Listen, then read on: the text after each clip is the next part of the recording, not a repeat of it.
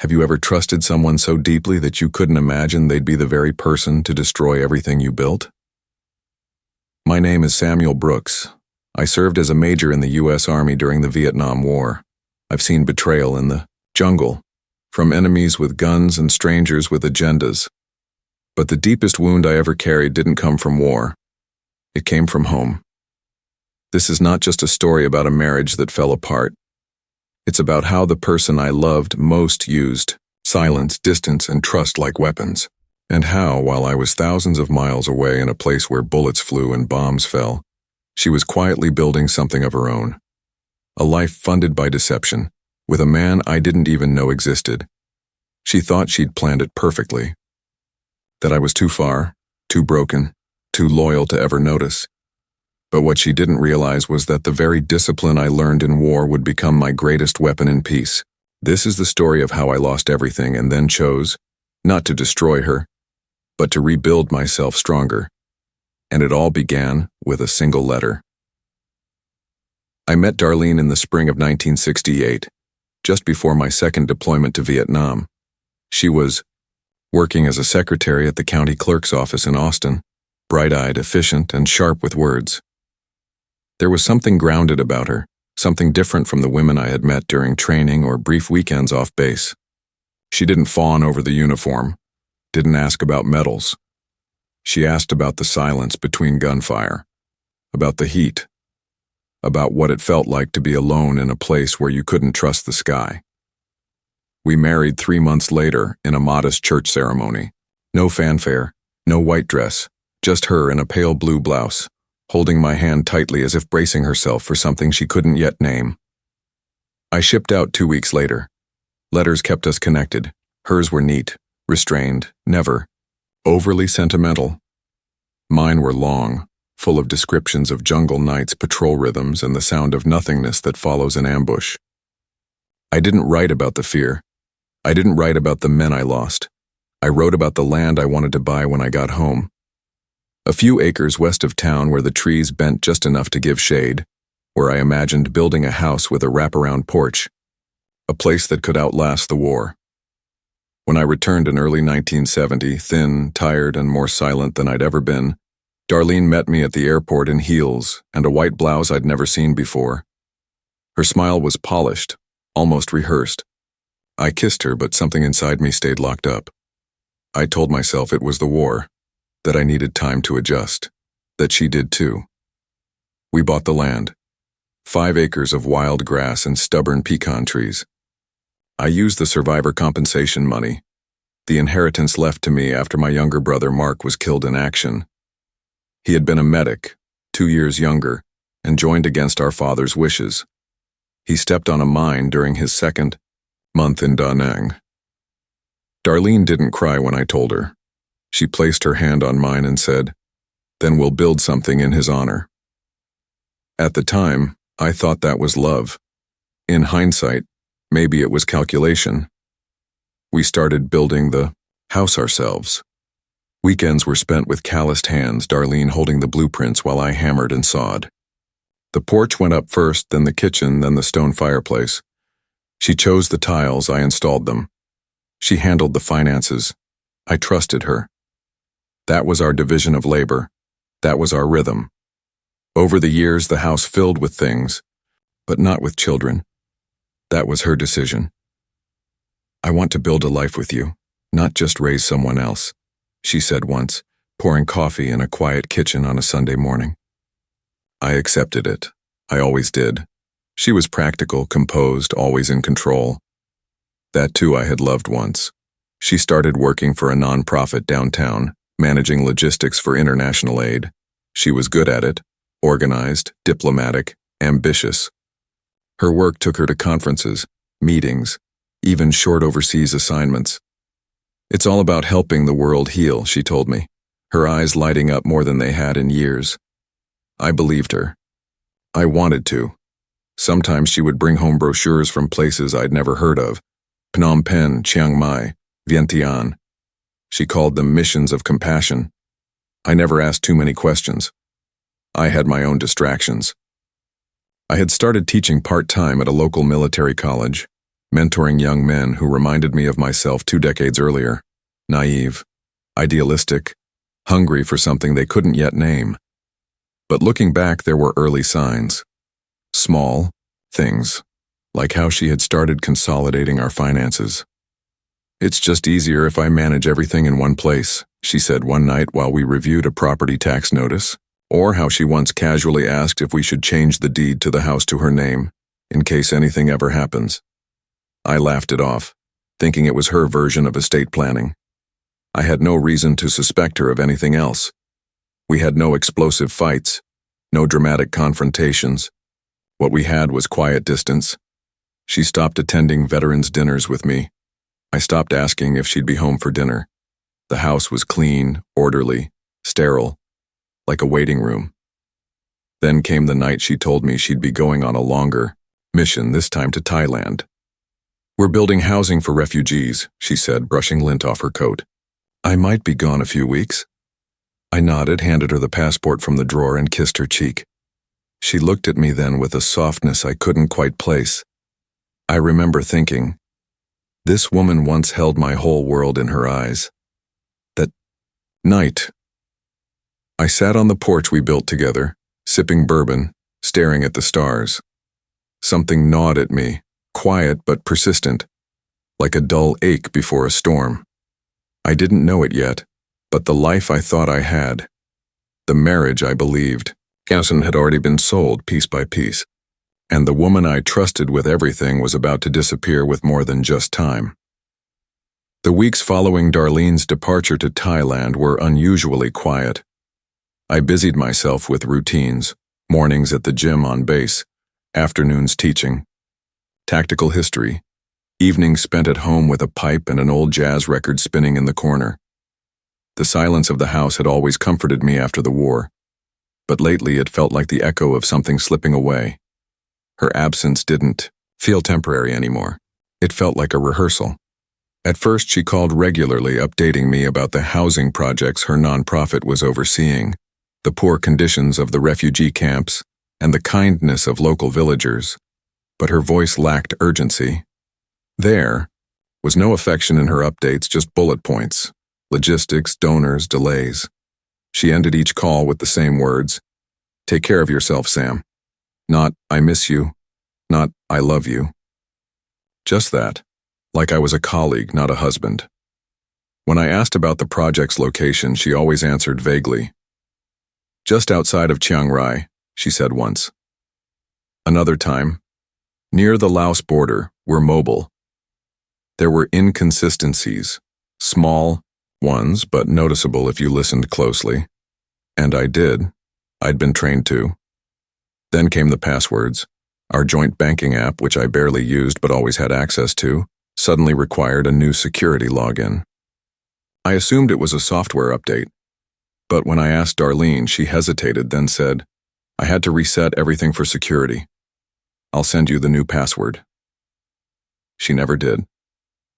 A few days later, I received a call from James Avery, an old friend who now worked as a liaison at the VA office in Dallas. "Hey, Sam," he said cautiously. "This might be nothing, but someone submitted an inquiry under your name asking for information about your military compensation account." I paused. "What kind of inquiry?" "They wanted to verify access protocols. Claimed they were your legal spouse, but something felt off, so we flagged it." "Did they give a name?" I asked. "Just Mrs. Brooks." "We didn't process it."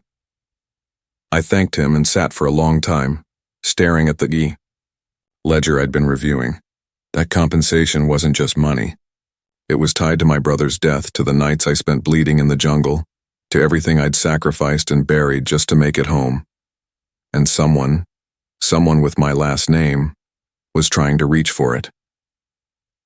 The next day, I logged into our safe deposit box online record. Darlene had visited the bank a week before flying out. She hadn't told me.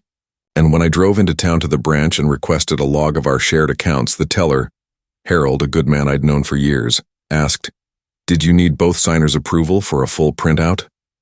I hesitated. "Just mine for now."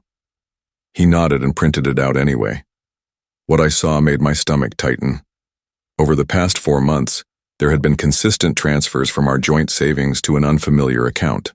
It started small, $500 here, $2,800 there, but they escalated. One transaction just 2 weeks earlier had moved $42,000. The recipient bank? Eastern Development Trust, based out of Bangkok. I didn't react outwardly. Years in the military had taught me how to absorb shock like a sponge. But inside, a storm was brewing. The money wasn't just ours. It included my survivor fund, war pensions, even proceeds from the land I sold after my father died. Darlene had access to everything. I'd never questioned her. That was my mistake. That night I checked the office drawer where we kept important papers. The envelope marked Property Deeds, West Lot, was gone. The drawer had been closed, neatly, as if untouched, but I had sealed that envelope with wax myself. Darlene had opened it and taken it before leaving. I walked through the house in silence, noticing things I hadn't before. Her favorite chair hadn't been used in weeks. A book she once read every night sat on the shelf, unmoved. The wardrobe in our bedroom had more empty hangers than I remembered. It was subtle, almost surgical, but undeniable. She hadn't gone on a trip. She had begun leaving. Our neighbor Edna knocked the next morning with a tin of cornbread. "Saw Darlene last week," she said cheerfully. "Strange. I thought she was overseas." I frowned. "When was this?" "Oh, Thursday, I think. She was getting into a black car outside your gate with a man. Thought maybe y'all had visitors." I nodded, thanked her, and closed the door. My hands shook for the first time in years. Not from fear, but clarity. I'd built a life on discipline, trust, and sacrifice. And somehow, in the quiet spaces between my routines, the woman I loved had turned that life into a slow-motion robbery. She wasn't running from war. She was running toward something. Someone. But the thing about military men, we don't react. We respond. We don't speak out loud until we've mapped the terrain. And what Darlene didn't know, as she flew, halfway across the world thinking I was blind, was that I had already begun the quiet process of seeing everything.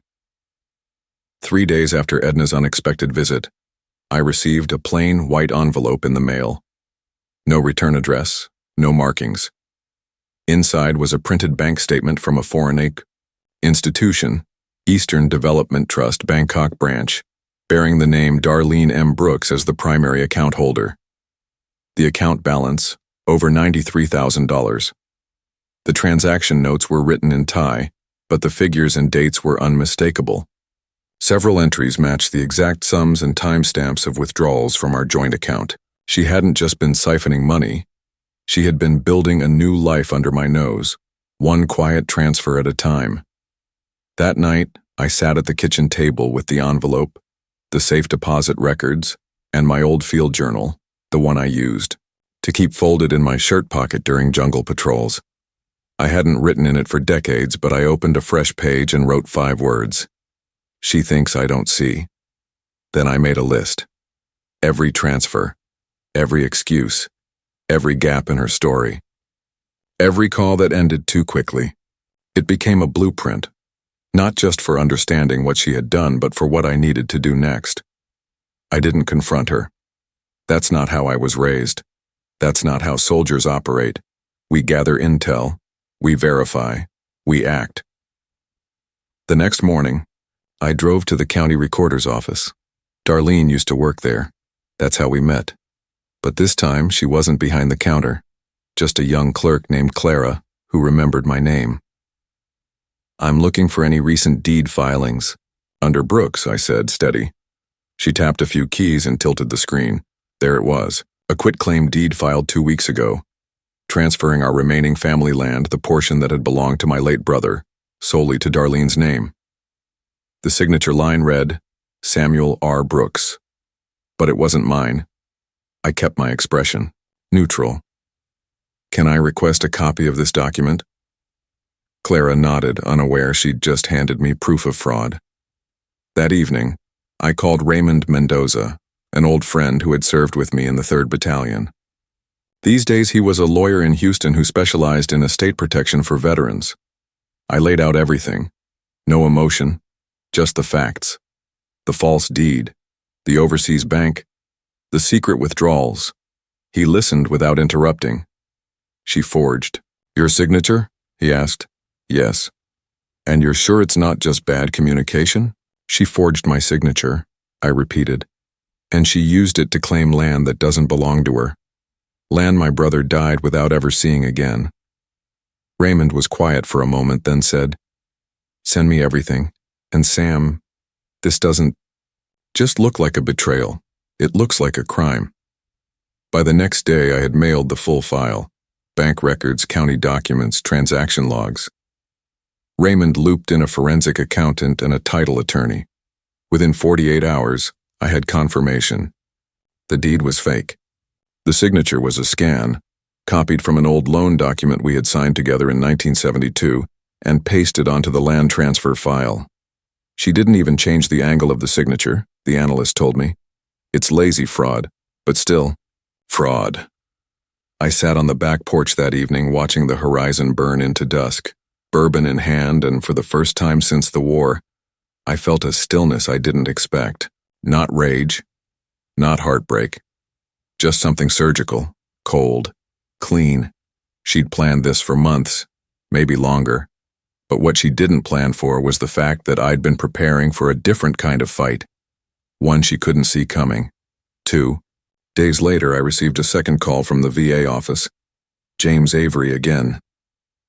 Sam, he said carefully, we got another request under your name. This one's more aggressive. They tried to request a full distribution of your survivor compensation account. Said it was needed for family relocation. They even attached a marriage certificate and a handwritten note that read, spousal, hardship exception. I closed my eyes. And Sam, James added, the call came from overseas. Our trace puts it somewhere in Phuket, Thailand. I thanked him and hung up. Later that night, I logged into our shared cloud storage.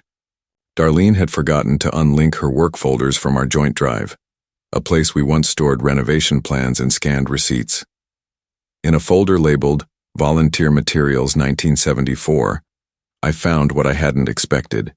Screenshots of my military ID, cropped signature scans, a list of my old security questions with guesses written beside them. There was even a photo, taken of her screen, showing the VA login portal. She was trying every route possible. It was no longer a matter of if she had betrayed me. It was how far she was willing to go. And now, I had the paper trail. I had the intent. I had her in a corner she didn't even know she'd walked into. But I wasn't done yet. Because the next call I made wasn't to a lawyer. It was to Rita Monroe, my late brother's estate trustee.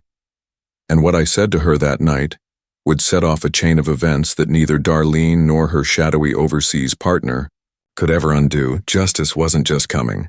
It had already started moving. Quietly, strategically, and it was wearing boots. When I hung up the phone with Rita Monroe, the woman who had been trustee to my brother Mark's estate for over 2 decades, the wheels were already in motion. Rita was sharp, no nonsense, and had a memory like a steel trap. She'd handled everything for Mark after his death: land titles, survivor benefits, and the scholarship fund we'd quietly set up in his name for sons of fallen soldiers. When I told her that Darlene had likely forged a quitclaim deed and was attempting to access both my survivor compensation and the land Mark left behind, her tone didn't waver.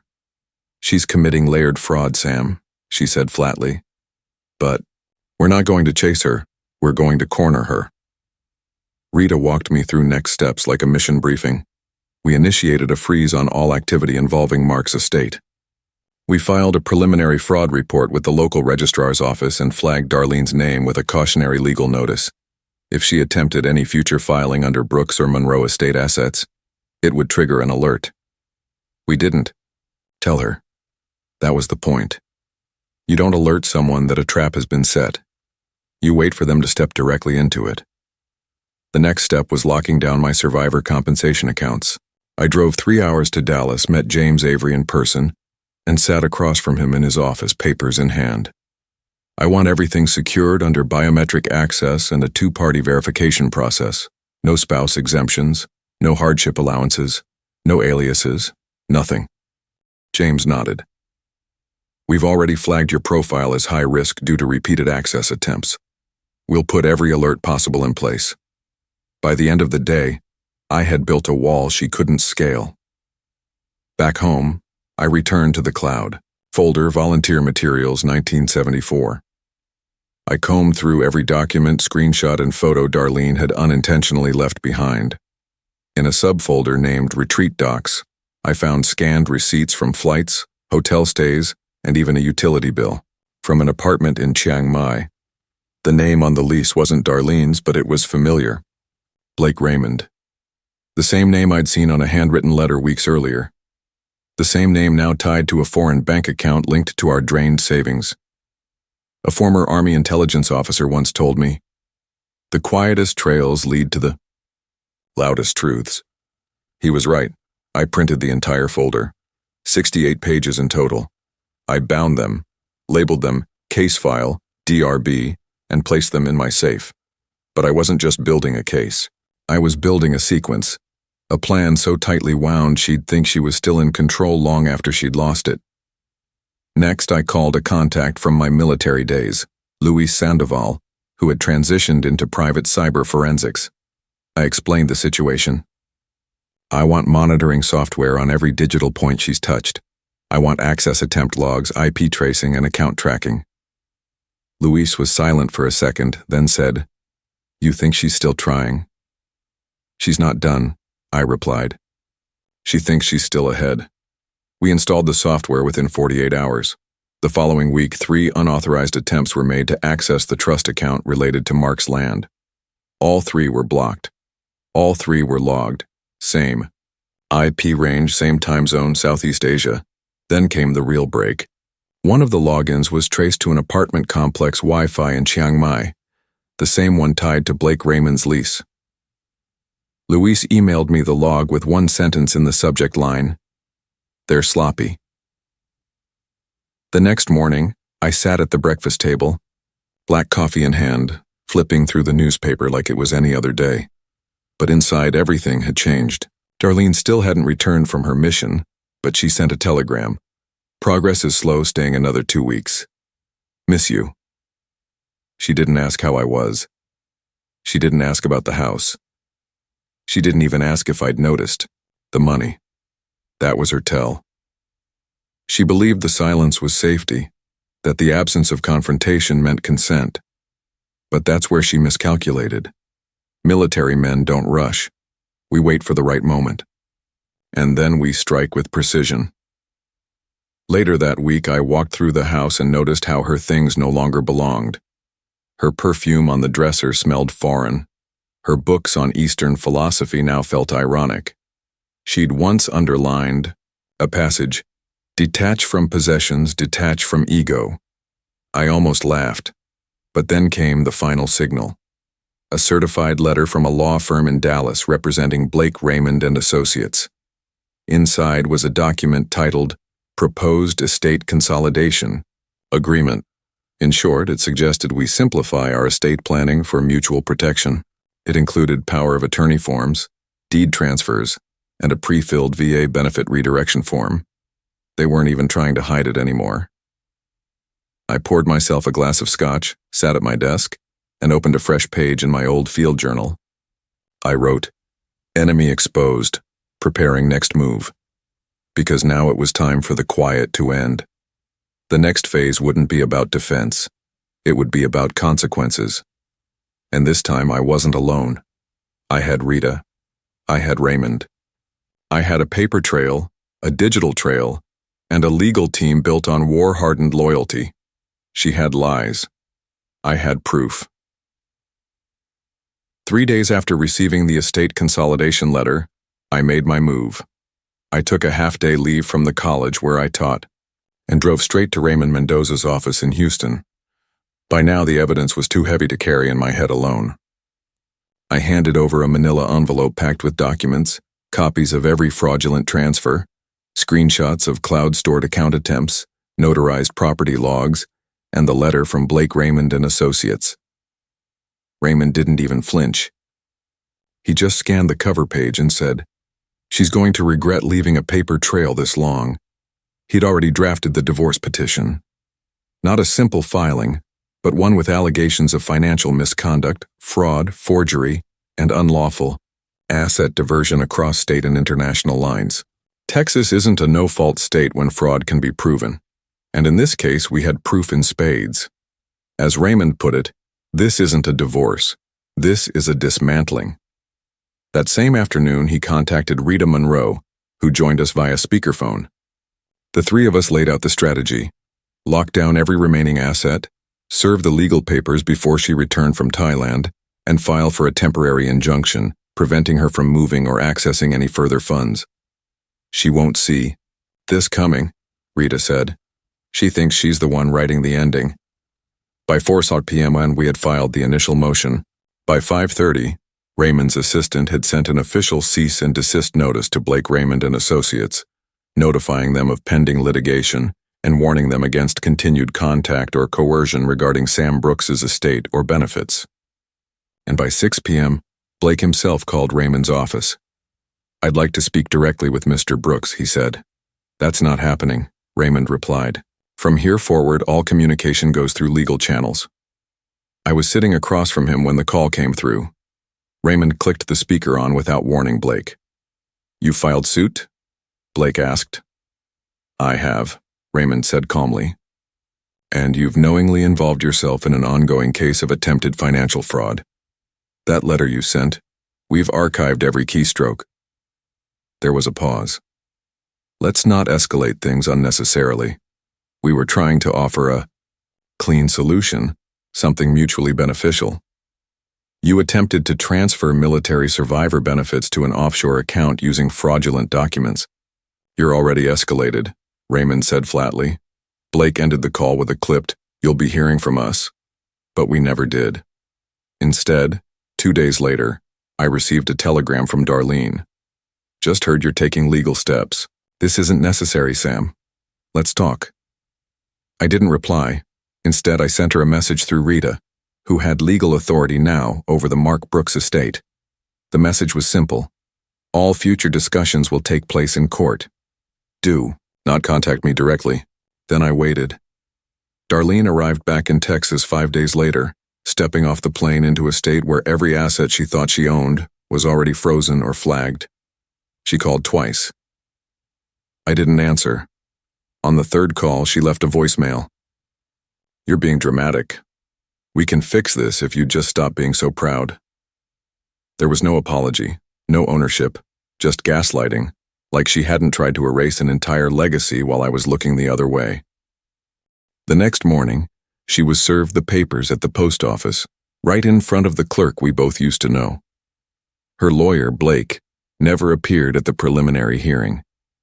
He'd quietly dropped her as a client and moved his practice out of state. Word spread fast.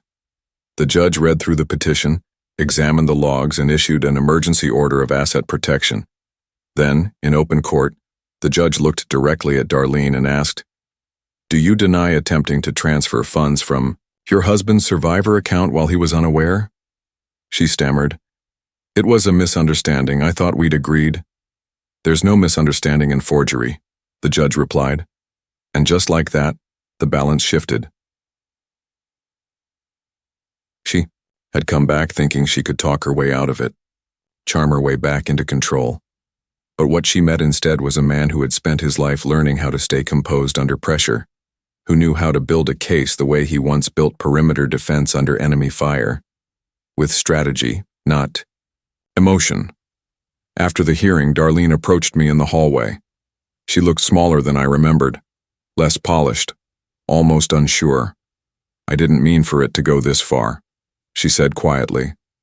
"Yes, you did," I said. "You just didn't think I'd notice." She opened her mouth to say something, then thought better of it. She turned and walked away, heels clicking like a clock counting down what little power she had left. Raymond walked up beside me. "We could go further," he said. "Criminal charges, international fraud investigation. She's exposed on every front." I nodded. We'll give her a choice, I said. Return what she stole, sign the agreement, and disappear. Or we finish the fight in federal court. Sometimes justice doesn't look like a courtroom drama. Sometimes it looks like a quiet man standing in a hallway with all the power and none of the noise. The offer was clear. Return half of what she took from the joint accounts, renounce any claims on the land or my survivor benefits, sign a non-disclosure agreement, and walk away. No criminal charges, no public humiliation, just a clean exit. I had instructed Raymond to send the settlement to Darlene's new attorney, a young, wide-eyed litigator named Hannah Cole, who clearly hadn't realized what kind of storm she was. Walking into Hannah replied by courier the next morning. Inside the envelope was a note written in Darlene's unmistakable cursive. "This is unnecessary," it read. "I'm willing to compromise, but you're being punitive. I was angry. I made mistakes. That doesn't mean I deserve to lose everything." Mistakes. That's what she called months of deception, falsified documents, and offshore transfers. Under my name. Mistakes. I didn't respond. Raymond called me that afternoon. Her new lawyer wants to meet, privately, off the record. I agreed, on one condition. She sees the file. So we met. Neutral ground. A quiet room inside a mediation center downtown. No court, no judge. Just two attorneys, myself and Darlene, sitting across from me for the first time since she stepped off that plane from Thailand. She looked thinner, tired, but not sorry. Raymond opened the folder. Photos, bank records, IP traces, login timestamps, the fake deed with my forged signature, the romantic lease with Blake Raymond, the document attempts on my veteran's account, and finally, the letter she wrote to the VA pretending to be me. With every page, Darlene's confidence shrank. By the time Raymond slid forward the notarized statement from our neighbor Edna, verifying she had seen Darlene enter our home with an unknown man while I was away, she was no longer trying to read, only react. "I didn't mean for you to find all of this," she said at last, her voice quiet. "You weren't supposed to," I said. Then came the twist she hadn't seen coming. Raymond handed her one last document. A letter from the Thai government, translated and stamped, confirming an open investigation into money laundering and unauthorized foreign transfers tied to U.S. pension funds. Her name was mentioned. Not as a suspect yet, but as a person of interest. The account in question. Eastern Development Trust. The leaseholder's name? Blake Raymond. The beneficiary? Darlene Brooks. Her hands trembled. Hannah shifted in her seat. "We didn't know this had reached that level," she said. "It has," Raymond replied. "And it'll only go higher." Darlene looked at me then, not with anger, not with fear, with something closer to disbelief. "You planned this," she said. "No," I replied. "You did. I just followed your map." I stood up, placed a copy of the settlement on the table, and said, "This offer is good until Friday. You sign it, you walk, you fight it, and we go federal." She didn't answer, but Friday came, and the envelope arrived, signed, initialed. Sealed, she returned $86,200, exactly half of what she had withdrawn from our joint accounts. She relinquished all rights to my pension, my land, my late brother's estate, and the home. She agreed never to contact me again or speak publicly about our marriage. In return, I withdrew the fraud complaint. I didn't push for criminal charges, not because she didn't deserve them, but because I didn't need them. Revenge, I've learned, is best served cold. But dignity? That's something no one can take from you unless you hand it over. That night, I opened a bottle of bourbon that had sat untouched since the house was finished nearly 20 years ago. I poured a glass, walked out to the porch, and watched the sunset bleed across the pecan trees. The same porch we built together, the same trees that shaded my brother and me when we were boys, chasing each other through the grass before we ever knew what war or betrayal meant. Then I took the final step. I called the Veterans Trust and instructed them to release the funds I had been holding in a private scholarship account. The first recipient, a young woman whose father had died in Iraq, just 6 months before she was born. She wanted to study architecture. I sent her a letter that night along with the scholarship confirmation. In it, I wrote, "Some legacies aren't built in courtrooms or bank accounts. They're built in what we choose to do after someone tries to erase us. Keep building. Keep choosing integrity. The world may test you, but it can't break you, not if you know who you are." The next morning, I got a final text from Darlene. "I never meant to hurt you." I didn't reply, because silence sometimes is the loudest answer of all. 2 weeks after the settlement was signed, I began dismantling the last remnants of the life we had built, or rather the illusion of it. The house, with its polished wood floors and hand-laid stone fireplace, felt more like a monument than a home. Every corner held a memory now colored by hindsight, a smile that meant something different, a silence that had been hiding something louder. The place was no longer mine. It had been compromised by betrayal, and I wasn't going to patch over it with fresh paint. I listed the property quietly through a veteran-friendly real estate broker. No open house, no fanfare. Within a month, a young family made an offer. 2 kids, boy and girl twins, barely school age. The husband was a mechanic, the wife a nurse. They walked through the house wide-eyed, marveling at the wraparound porch, the hydrangeas along the path I'd planted for Darlene one spring. "Feels like it was built with intention," the wife said. I just smiled. It was. I handed them the keys 2 weeks later and walked away with nothing but a duffel bag, a lockbox, and a folder of documents that now represented lessons, not losses. I moved into a small loft in the historic district, just 10 minutes from my old college. The space was minimalist, high ceilings, bare brick, no room for ghosts. I bought less. I kept fewer things. And yet, I felt fuller than I had in years. A few days after settling in, I met with Rita Monroe one last time to finalize the restructuring of my late brother's estate. Together we transformed it into a permanent foundation for children of deceased veterans, an idea Mark and I had once joked about during a long night under the stars in Da Nang. Now it was real. And it had a name. The Brooks Legacy Trust. Its first grant went to the same young woman I'd written the letter to, the one who wanted to become an architect like me. Rita had personally read her essay aloud to the board. Buildings should heal the space they occupy, like people should. Elaine, the secretary at my college, cried when she heard it. So did I. Meanwhile, Darlene disappeared from public life. Word traveled fast in small-town Texas, especially when legal documents become part of the public record. She moved out of state. Some said to Nevada. Others whispered about Belize.